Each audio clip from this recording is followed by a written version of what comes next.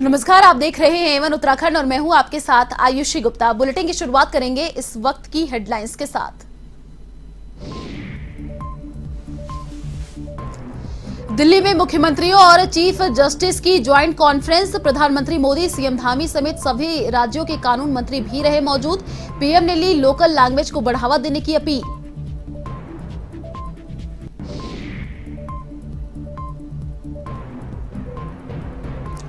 उत्तराखंड सरकार का बड़ा फैसला, चारधाम आने वाले यात्रियों के लिए कोरोना जांच जरूरी नहीं, पर्यटन विभाग के पोर्टल पर कराना होगा पंजीकरण।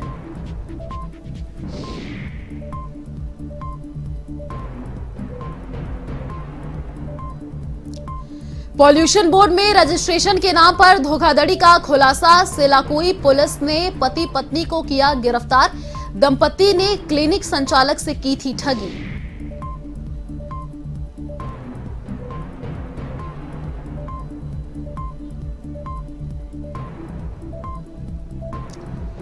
आयुर्वेदिक कॉलेज के प्रशिक्षु डॉक्टरों का धरना जारी। स्टाइपेंड बढ़ाने की मांग को लेकर निकाला कैंडल मार्च। कॉलेज प्रबंधन पर लगाया मनमानी का आरोप।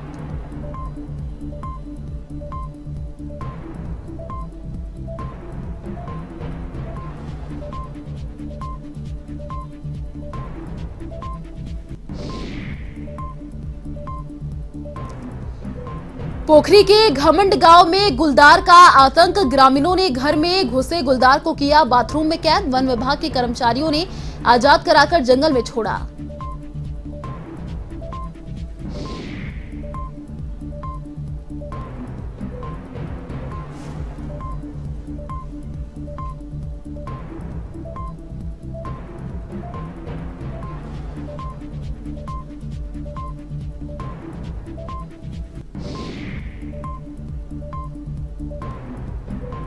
और अब खबरें विस्तार से। पीएम मोदी देश के सभी राज्यों के मुख्यमंत्रियों और चीफ जस्टिस की ज्वाइंट कॉन्फ्रेंस को संबोधित किया। इसमें सुप्रीम कोर्ट के चीफ जस्टिस, केंद्रीय कानून मंत्री और सभी 25 हाई कोर्ट के चीफ जस्टिस भी मौजूद थे। कार्यक्रम का आयोजन नई दिल्ली के विज्ञान भवन में हुआ। इससे पहले यह कार्यक्रम 2016 में हुआ था। इस दौरान पीएम मोदी ने कहा, हमें कोर्ट में स्थानीय भाषाओं को प्रोत्साहन देने की जरूरत है। इससे देश के सामान्य नागरिकों का न्याय प्रणाली में भरोसा बढ़ेगा, वो उससे जुड़ा हुआ महसूस करेंगे। साथ ही पीएम ने यह भी कहा कि आजादी के इन 75 सालों ने जुडिशरी और एग्जीक्यूटिव दोनों के ही रोल्स और रिस्पॉन्सिबिलिटी को निरंतर स्पष्ट किया है। जहां जब भी जरूरी हुआ, देश को दिशा देने के लिए ये संबंध लगातार विकसित हुआ है। देश में हम जजों की संख्या को पूरा करने की दिशा में लगातार काम कर रहे हैं। हमारे देश में जहां एक और जुडिशरी की भूमिका संविधान संरक्षक की है, वहीं लेजिस्लेचर नागरिकों की आकांक्षाओं का प्रतिनिधित्व करती है। मुझे विश्वास है कि संविधान की इन दो धाराओं का ये संगम, ये संतुलन देश में प्रभावी और समयबद्ध न्याय व्यवस्था का रोडमैप तैयार करेगा। इससे पहले सीजेआई एनवी रमन्ना ने कहा, न्याय का मंदिर होने के नाते अदालत को लोगों का स्वागत करना चाहिए। कोर्ट की अपेक्षित गरिमा और आभा होनी चाहिए। Joint conference Uttarakhand CM Pushkar Singh Dhami, UP के मुख्यमंत्री योगी आदित्यनाथ और राजस्थान से कानून मंत्री शांति धारीवाल भी मौजूद रहे।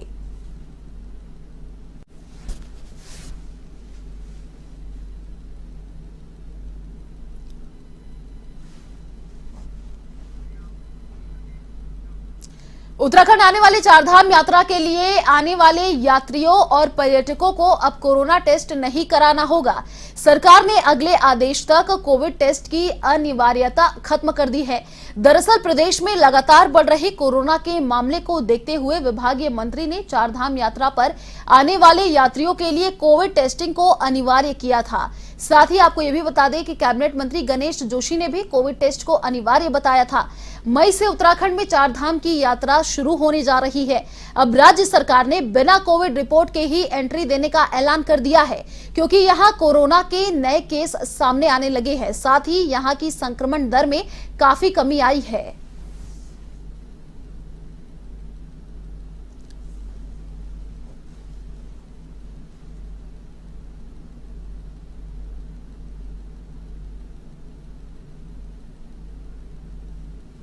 उत्तराखंड के मंगलौर में कोरोना काल के 2 साल बाद बाजार फिर से गुलजार हो गए हैं। यहाँ बाजारों में फिर से रौनक दिखाई देने लगी है। वहीं पिछले 2 सालों से बंद पड़े बाजारों में ग्राहकों की भीड़ से एक बार फिर व्यापारियों के चेहरे खिल उठे हैं। इधर ईद के त्योहार पर अधिकतर दुकानों पर अब खरीदारों की भीड़ जमा होनी शुरू हो गई है।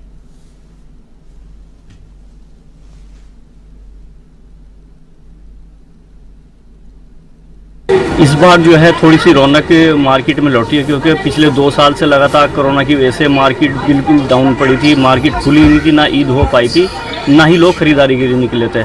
हम लोगों ने भी पिछली बार में काफ़ी मार्केट से मतलब कर्ज लेके माल भरा था, लेकिन वो सारा माल बिल्कुल ऐसे ही डंप हो गया।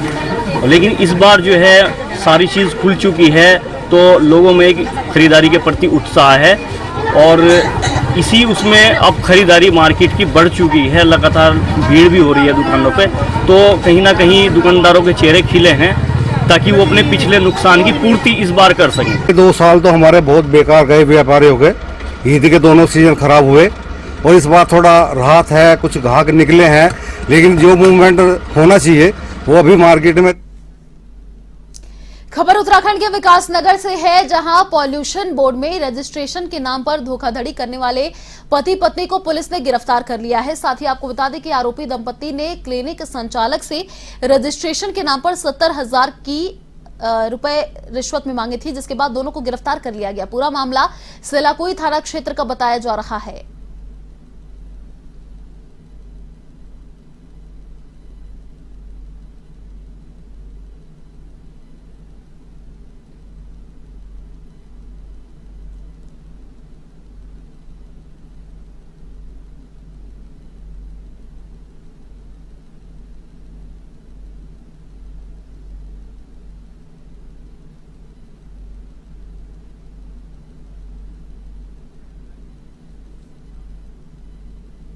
उत्तराखंड के पौड़ी गढ़वाल स्थित कालागढ़ थाना परिसर में शांति समिति की बैठक आयोजित हुई।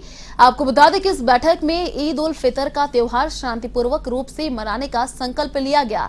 थानाध्यक्ष उमेश कुमार ने बैठक में भाईचारा और सांप्रदायिक सौहार्द कायम रखने का आह्वान किया है। साथ ही शांति भंग करने का प्रयास करने वाले शरारती तत्वों के विरुद्ध कड़ी कार्रवाई की चेतावनी दी है।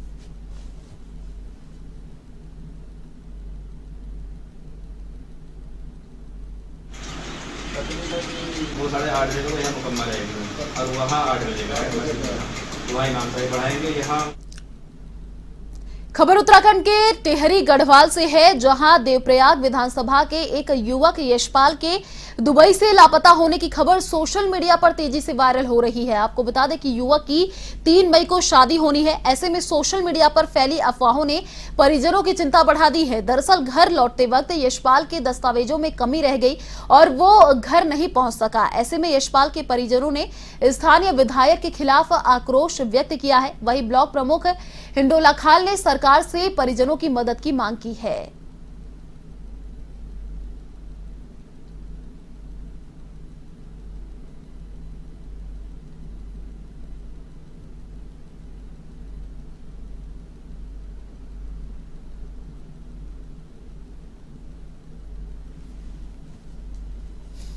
बात आई थी इसमें कि हमारे माननीय विधायक जी ने जिसमें कहा था कि हम भारत सरकार तक बात पहुंचाएंगे।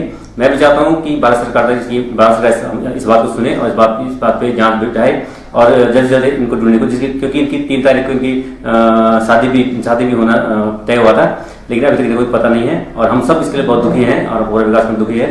और हमें भारत सरकार से पूरी उम्मीद है, पूरी आशा है कि वो इस परियोजना को संज्ञान लेंगे और जल्द से जल्द इस पे कार्रवाई करने के बाद उस लड़के को जल्द से घर पहुँचाएंगे। ये सब उनसे बातचीत हो रही है, सब कुछ हो रही है।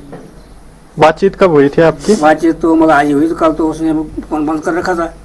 आज उसने बात करके कि चलो बैठे, मैं अब कागज जो है हमारे पास तो आज बन जाएगा, आज नहीं बनेगा तो हमारे पास बीच में छुट्टियाँ हैं तो मगर 2-4 दिन लग जाएंगे।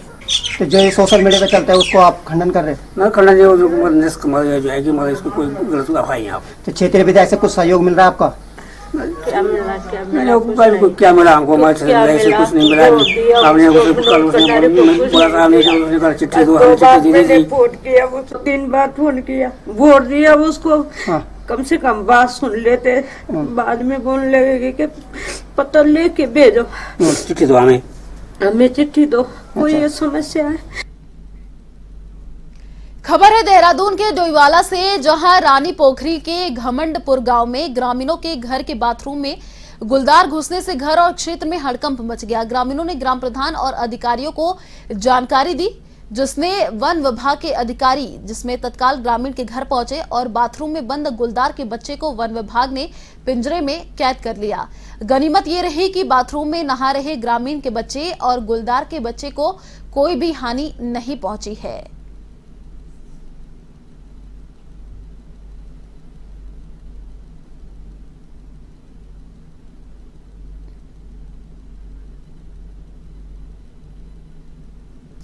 हिंदू पंचांग के अनुसार वैशाख माह की शनिवार अमावस्या आज है। शनिवार के दिन अमावस्या पड़ने के कारण इसे शनि अमावस्या या शनिश्वरी अमावस्या भी कहते हैं। ज्योतिषीय दृष्टि को इस अमावस्या का बहुत महत्व होता है। आपको बता दें कि बहादुराबाद स्थित शनिदेव मंदिर के पंडित महेश्वर प्रसाद चमोला शास्त्री ने बताया कि यह दिन शनिदेव की पूजा अर्चना कर उनकी कृपा पाने के लिए श्रेष्ठ है। साथ ही उन्होंने ये भी कहा कि जो लोग अपने शरीर से पीड़ित होते हैं और जिन लोगों के घर में ग्रह कलेश रहता है, उन लोगों को शनिदेव की पूजा अर्चना करनी चाहिए।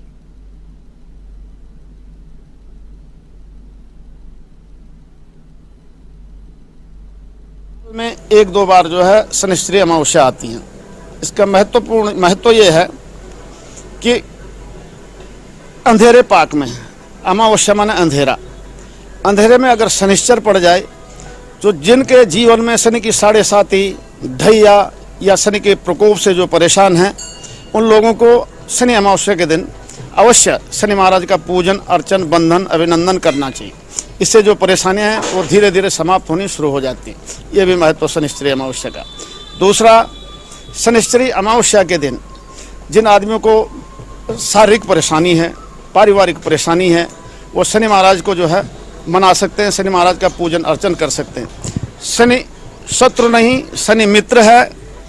शनि शत्रु नहीं, शनि मित्र है। शनि को मनाओ सदा सुख पाओ, ये एक विचारधारा है। इसलिए सभी सज्जनों से यह कि आज शनिश्चरी अमावस्या है, जरूर शनि मंदिर अगर नज़दीक हैं तो वहाँ जरूर माथा टेके। अगर शनि मंदिर नज़दीक हैं तो पीपल के वृक्ष के नीचे सरसों के तेल का दीपक अवश्य जलाएं। हरिद्वार में ऋषिकुल आयुर्वेदिक कॉलेज के प्रशिक्षु डॉक्टरों का धरना एक सप्ताह से जारी है। दरअसल प्रशिक्षु डॉक्टर स्टाइपेंड बढ़ाने की मांग को लेकर लगातार धरना दे रहे हैं। बीती शाम भी प्रशिक्षु डॉक्टरों ने कैंडल मार्च निकालकर विरोध जताया है। प्रशिक्षु डॉक्टर कॉलेज प्रबंधन पर अभद्रता और मनमानी का आरोप लगा रहे हैं। उन्होंने चेतावनी दी है कि मांग पूरी नहीं होने तक धरना इसी प्रकार जारी रहेगा। तो हम 7,500 रुपये हमें मिलती है। हम चाहते हैं हमारी स्टाइपेंड बढ़ के 17,000 हो।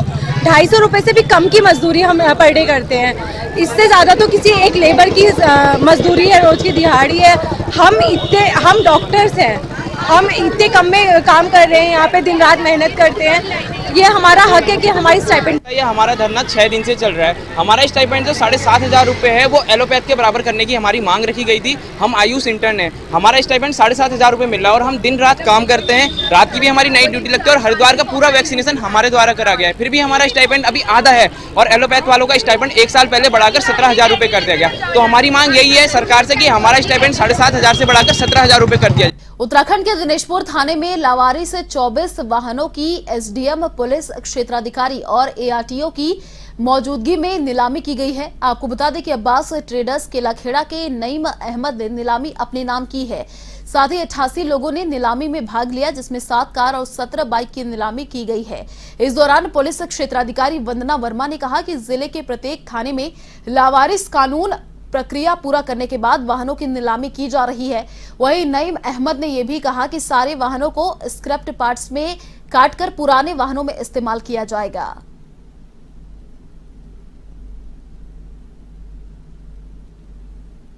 चला कि आज यहाँ नीलामी है थाने की और यहाँ पर कुछ बाइकें हैं और कुछ कारें थीं। ये हमने नीलामी में खरीदी हैं, अधिकतम रेट से खरीदी हैं ये, और ये नीलामी हमारे पक्ष हुई है। और जो है ये हमने यहाँ से थाने से खरीदी हैं। तो ये जो कंडम गाड़ी है इसको क्या करोगे आप? सर ये हम स्क्रैप में काटते हैं सर, थाने से जहाँ भी होती है जाते हैं, जो भी नीलामियाँ होती हैं और जो है इसे स्क्रैप में काटने के हिसाब से लिए सर।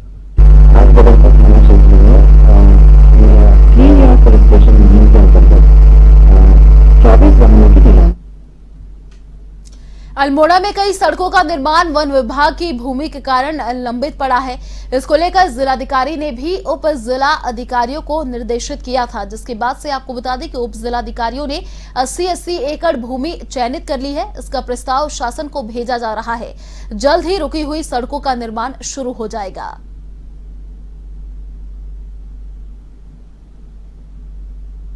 में बहुत सारी सड़कों का कार्य वन भूमि जहां पर प्रभावित होती है उसमें उसके सापेक्ष 2 गुना सिविल भूमि न मिलने के कारण लंबित है।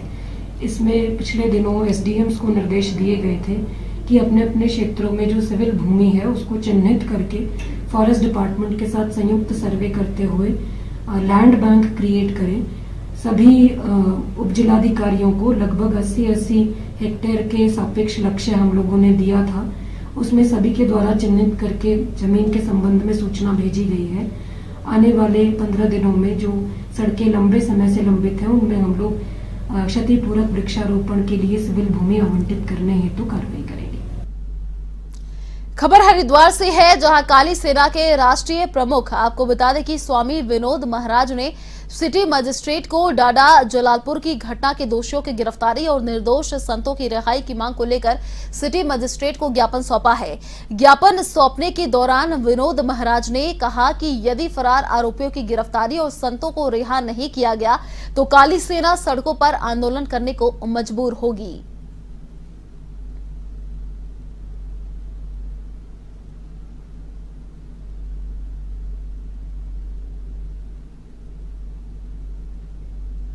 देखिए, हमारा ये कहना है कि जिसने ये उपद्रव शुरू किया है वो आज भी आज़ाद है।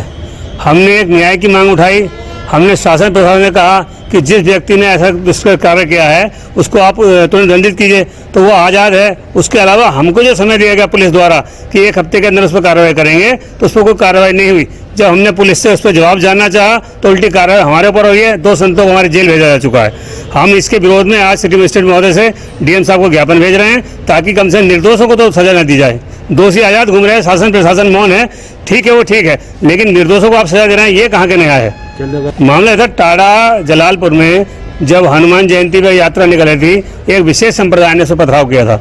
उस विषय को लेकर एक वीडियो रिलीज हुआ था जिसमें वो मुल्ला कहता हुआ नजर आ रहा है कि इनको काफिरों के ऊपर पथराव करो। उस पर हमने आवाज उठाई थी कि इसको गिरफ्तार किया जाए। वो विषय आज इतना तूल पकड़ता गया है कि उसकी गिरफ्तारी ना होके हम लोग जो मांग उठा रहे हैं, जो न्याय की मांग कर रहे हैं, उसमें हमारे पर कार्रवाई हो रही है, हमारे लोगों पर कार्रवाई हो रही है। इससे काली सेना के हमारे प्रमुख होने के नाते मेरा दायित्व बनता है कि इस बात को जन जन तक पहुंचाया जाए। चलिए, फिलहाल इस बुलेटिन में इतना ही। देश और दुनिया की तमाम बड़ी खबरों को देखने के लिए आप देखते रहिए A1 TV। नमस्कार।